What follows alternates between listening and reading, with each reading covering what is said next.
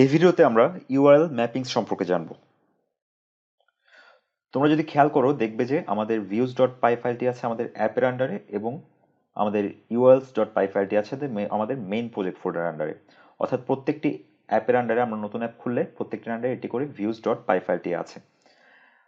কিন্তু আমাদের একটি urls.py ফাইলে যদি আমাদের সবগুলো ভিউ কল করতে হয়, অর্থাৎ ধরো আমাদের কাছে 20টি অ্যাপ আছে এবং প্রত্যেকটি অ্যাপে 10টি করে ভিউ আছে, তো আমাদের 100টি ভিউ অথবা 200টি ভিউ। সো প্রত্যেকটি ভিউর জন্য আমাকে এখানে 200টি ইউআরএল প্যাটার্ন ডিফাইন করতে হবে এবং জিনিসটি অনেকটা ইম্পসিবল। তো আমরা যদি আমাদের urls.py ফাইলটিকে ভেঙে আমাদের প্রত্যেকটি অ্যাপের আন্ডারে একটি করে urls.py ফাইল হিসেবে পাঠিয়ে দিই, তাহলে কাজটি আমাদের অনেক সোজা হয়ে যাবে। তার জন্য আমাকে প্রথম যে কাজটি করতে হবে, আমাদের অ্যাপের আন্ডারে একটি নতুন urls.py ফাইল খুলতে হবে। সো আমরা খুলব urls.py। তাহলে দেখো আমাদের দুইটি urls.py ফাইল হলো, একটি হলো আমাদের ফার্স্ট অ্যাপের আন্ডারে এবং আরেকটি হলো আমাদের যে মেইন প্রজেক্ট ফোল্ডার আছে তার আন্ডারে। এবার আমরা আমাদের এখানে কিছু আমরা এডিট করব।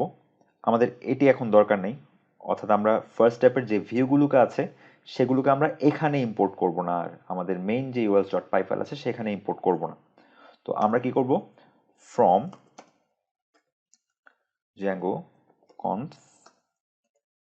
urls import include। এবার আমরা এটিকে একটু এডিট করব। আমরা লিখব পাথ ফার্স্ট অ্যাপ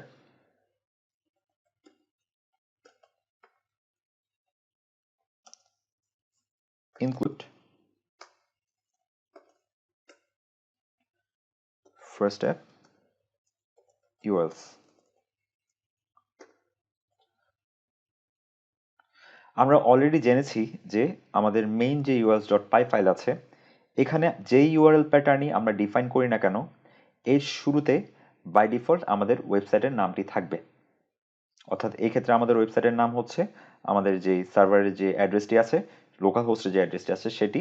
সো এর শুরুতে বাই ডিফল্ট সেই অ্যাড্রেসটি আমাদের থাকবে। অর্থাৎ এরপরে যদি কেউ ফার্স্ট স্টেপ কল করে, অর্থাৎ ফার্স্ট স্টেপ লিখে, তাহলে তাকে ফার্স্ট স্টেপের যে urls.py ফাইলটি আছে সেখানে পাঠিয়ে দেওয়া হবে। এবং আমরা এই urls.py ফাইলটি এখন খালি, যেহেতু আমরা নতুন ওপেন করেছি, এখানে কয়েকটি কোড লিখতে হবে।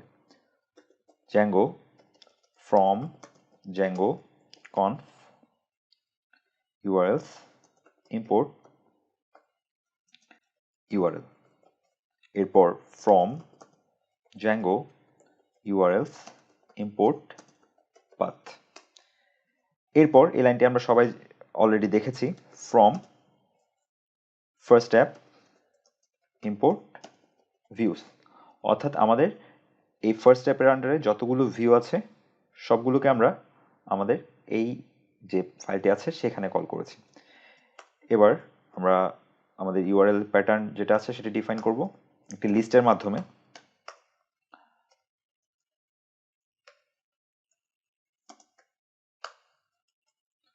পাথ,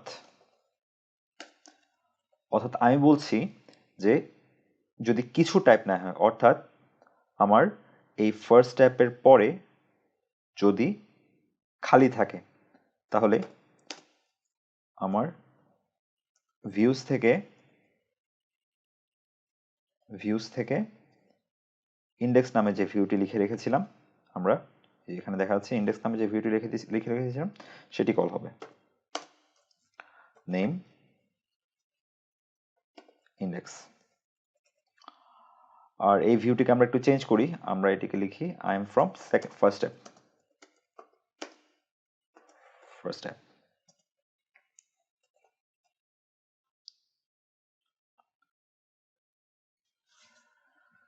তাহলে দেখো এখানে কি হচ্ছে, যদি ফার্স্ট স্টেপ কল হয়, অর্থাৎ এটি হচ্ছে আমাদের ওয়েবসাইটের নাম, এই নামের শেষে যদি ফার্স্ট স্টেপ থাকে তাহলে তাকে নিয়ে যাওয়া হবে ফার্স্ট স্টেপের urls.py ফাইলটি আছে সেটিতে। এবং সেখানে আমি বলে দিয়েছি যে এর পরে যদি খালি থাকে, অর্থাৎ ফার্স্ট স্টেপ কল হওয়ার পর এরপর যদি কিছু না হয়, তাহলে ইন্ডেক্স ফাইলকে কল করা হবে। তাহলে দেখি সরি ইন্ডেক্স ফাংশনটিকে কল করা হবে। তাহলে আমরা দেখি, আমরা আমাদের সার্ভারের বা ওয়েবসাইটে যে নামটি আছে সেটি টাইপ করলে এখন কিছুই আসবে না, কারণ এই ধরনের কোনো ডেফিনেশন আমি দিইনি। অর্থাৎ আমাদের যখন কিছুই টাইপ হবে না, অর্থাৎ শুধু সার্ভারের নেমটি যখন টাইপ হবে তখন কি হবে, এই ধরনের কোনো ডেফিনেশন নাই। কিন্তু আমি ফার্স্ট স্টেপ টাইপ হলে কি হবে সেটা ডেফিনেশন দিয়ে দিয়েছি। তো আমি এটার পরে আমি ফার্স্ট স্টেপ টাইপ করলাম এবং এন্টার প্রেস করলাম। দেখো আমার I am from first step এটি দেখাচ্ছে, অর্থাৎ ফার্স্ট স্টেপে যে ভিউটি আছে সেটি দেখাচ্ছে। এবার আমরা আরেকটি ভিউ লিখি। ধরো ভিউটি হচ্ছে def index, না সরি, ভিউটির নাম দিলাম হচ্ছে কন্ট্যাক্ট রিকোয়েস্ট রিটার্ন http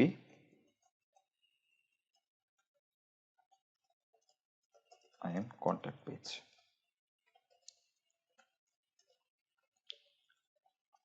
এবং তার জন্য আমি আমার ফার্স্ট স্টেপের যে urls.py ফাইলটি আছে সেটির আন্ডারে ইউআরএল ডিফাইন করব, পাথ এবং ইউআরএল প্যাটার্ন লিখলাম টেস্ট, অর্থাৎ কেউ যদি টেস্ট টাইপ করে তাহলে সেটি কল হবে। Contact name contact.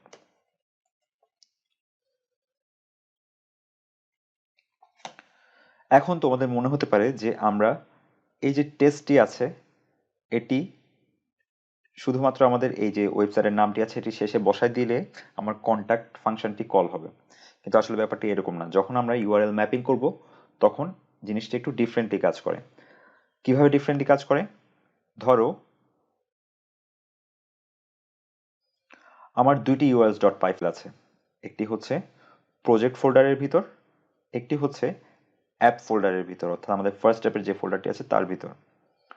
So project ফোল্ডারে urls.py ফাইলে যতগুলো ইউআরএল প্যাটার্ন বর্ণনা করা থাকবে সবগুলোর শুরুতে বাই ডিফল্ট তোমার আমাদের ওয়েবসাইটের নামটি বসবে।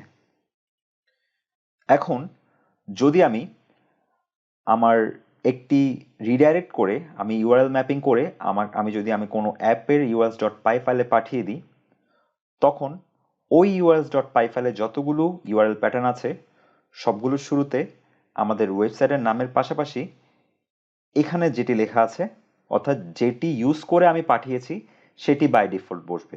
এক্ষেত্রে আমি ফার্স্ট স্টেপ ইউজ করে আমার ফার্স্ট স্টেপের urls.py ফাইলে পাঠিয়েছি। তো এখন এখানে যতগুলো ইউআরএল প্যাটার্ন আছে সবগুলো হয়ে যাবে বাই ডিফল্ট শুরুতে আমার ওয়েবসাইটের নাম থাকবে এবং যাকে ইউজ করে পাঠিয়েছি, এক্ষেত্রে আমি ফার্স্ট স্টেপ যে লেখাটি আছে এটি ইউজ করে পাঠিয়েছি। সো বাই ডিফল্ট এই urls.py ফাইল অর্থাৎ ফার্স্ট স্টেপের আন্ডারে যতগুলো ইউআরএল আছে সবগুলো শুরুতেই এটি বসে যাবে। ওকে, সো দেখি, অর্থাৎ এখন আমি কি করব, আমার ওয়েবসাইটের নাম থাকবে প্লাস এটার শেষে এটা বসবে, এরপরে এটার শেষে যদি আমি টেস্ট লিখি তখনই আমি আমার এই পেজটি দেখতে পাবো। তাহলে দেখি আমার ফার্স্ট স্টেপ এবং ফার্স্ট স্টেপের শেষে আমি টেস্ট লিখে দেখি, কাজ করবে না কারণ ইউআরএল প্যাটার্ন এভাবে হয়নি। সো আমি কি করব, ফার্স্ট স্টেপ লিখবো এবং এটির শেষে টেস্ট লিখবো।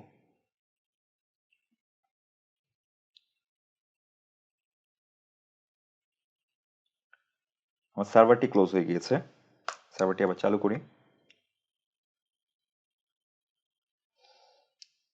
ওকে, সো আমি ফার্স্ট স্টেপ লিখবো এবং এটির শেষে আবার টেস্ট লিখবো। তাহলে দেখো আমি এই পেজটি পাচ্ছি।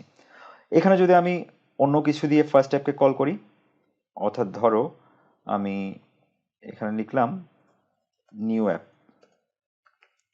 অর্থাৎ না কোনো রিয়েলিস্টিক কিছু লিখি, ধরো কাস্টমার্স, সেক্ষেত্রে কি হবে, আমার কাস্টমার্স কেউ টাইপ করলেই আমাকে আমার ফার্স্ট স্টেপের যে urls.py ফাইল আছে সেখানে নিয়ে যাবে এবং এখানে যে কোনো ভিউকে আমার কল করতে হলে ইউআরএল এর শুরুতে বাই ডিফল্ট আমার ফার্স্ট স্টেপের জায়গায় কাস্টমার্স বসবে। সো দেখি আমরা যদি এখানে কাস্টমার্স টাইপ করি তাহলে আমরা একই রেজাল্ট পাবো।